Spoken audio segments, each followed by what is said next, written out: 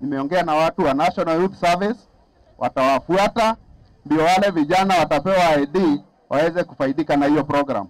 Kibicho amewataka wakazi wa Dandora kutumia fursa hiyo kujisajili ili kupata vitambulisho vya taifa ili waweze kunufaika na miradi ya serikali yenye lengo la kuwainua kimaisha. Ingawa ndio kwanza zoezi hilo limezinduliwa, tayari lalama zimeanza kujitokeza, huku walengwa wakuu wakisema wanahangaishwa na hata wakati mwingine kunyimwa nafasi ya kujiandikisha ili kupata vitambulisho. Mimi sijioni Mkenya kabisa kwa sasa hivi, kwa maana sijafaidika na kupata ID.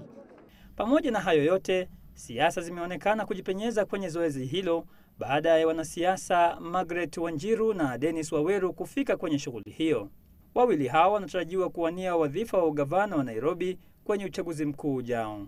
Zoezi hilo la kuwapa vitambulisho vya taifa wakazi wa Dandora linatarajiwa kuendelea hadi Jumapili ijayo.